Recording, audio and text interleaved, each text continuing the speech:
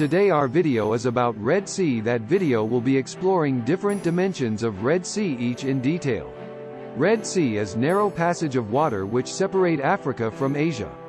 This sea was formed millions of years ago when Africa and Kingdom of the Saudi Arabia started to move apart. That movement was due to Earth's internal heat forces or endogenic forces which cause movement of tectonic plates. On drifting apart, the region between Africa and Saudi was filled gradually with water coming from Indian Ocean through Bab-ul-Mandi. The ocean is still expanding as geologists are predicting. They argue that Red Sea is still expanding at 1 centimeter per year rate. In other words, with widening Red Sea, we can depict Africa moving apart from Asia more and more.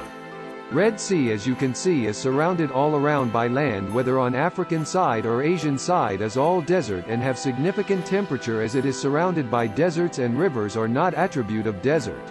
So, there is no fresh water source of Red Sea. Not being drained into fresh water source, extensive evaporation and very little precipitation creates immense salinity in Red Sea.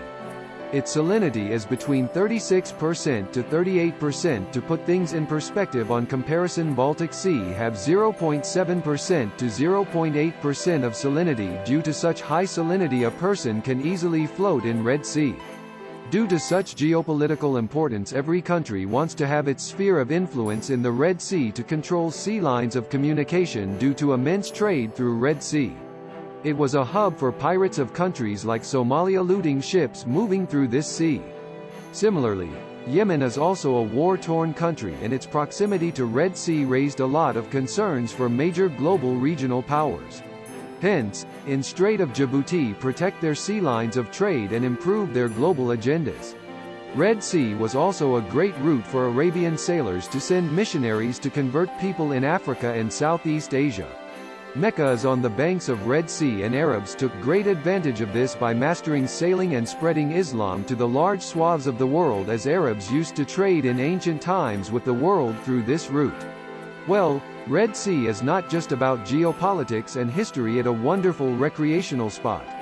Red Sea is surrounded by countries like Egypt, Sudan, Eritrea, Djibouti from Africa side, while on Asian side it borders Yemen, Saudi Arabia, Jordan and Israel. So as the Red Sea is the main route of the trade and many other salient features of human glory. Red Sea is global trade route. The earliest known exploration of the Red Sea was conducted by ancient Egyptians as they attempted to establish commercial routes to Punt. Such expedition took place around 2500 BC, both involving long voyages down the Red Sea. Red Sea was mentioned in biblical book of Exodus, which describes the holy crossing of the split of water of Red Sea.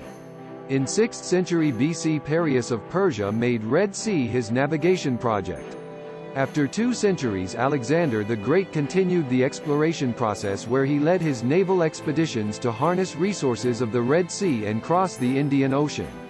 From that time forward, Red Sea has played a crucial role in trading and linking countries across the globe. Roman Empire took great interest in Red Sea, as it was excellent route to India. But most modern development occur in the November 17, 1869. When Suez Canal was completed. Suez Canal connects Mediterranean with Indian Ocean via by Red Sea. It enabled a more direct route between Asia and Europe, eliminating tedious journey of circumnavigating whole of Africa. This revolutionary development have taken the importance of Red Sea to new heights. Today nearly 39.2 million barrels of petroleum travel to Europe through this canal or Red Sea. The geopolitical importance of this region can never be undermined, as it is responsible for maximum trade of Asia with Europe. Until petroleum is a commodity, Red Sea will be a great importance for countries across the globe, and especially Europe, where engine throttles because of the hydrocarbons supplied to them through Red Sea. Due to such geopolitical importance, every country wants to have its sphere of influence in the Red Sea to control sea lines of communication due to immense trade through Red Sea. It was a hub for pirates of countries like Somalia looting ships moving through this sea.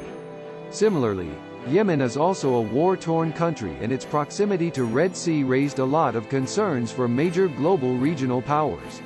Hence, In Strait of Djibouti, many countries have their bases to protect their sea lines of trade and improve their global agendas.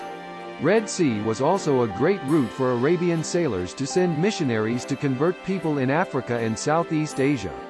Mecca is on the banks of Red Sea, and Arabs took great advantage of this by mastering sailing and spreading Islam to the large swaths of the world, as Arabs used to trade in ancient times with the world through this route. Well, Red Sea is not just about geopolitics and history, it a wonderful recreational spot. It is most famous sea for diving, as southern part have large coral reefs covering significant chunk of its coastal land. Similarly, on the southern tip of Sinai Peninsula, Ras Muhammad National Park is home to best diving spots. There are 90+ pristine islands in Red Sea, which makes it a heaven on earth. Gifton Islands are a major spot for sea diving and for a number of recreational activities. Red Sea is equally economically valuable due to its underground mineral reserves. There are a number of deposits like petroleum deposits, evaporites deposits, sulfur, phosphorus, and many undiscovered ones. Only 2 countries have explored the reserves till now: Kingdom of Saudi and Egypt, and mostly the drilling was related to petroleum.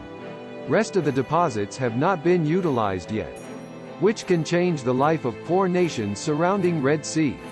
In last, it is vital for us to look into this grand world and understand its different features, so as to delve into Mother Nature's message to decipher what we humans are created for. We need to look around and see the magnificent earth and its wonderful landscapes.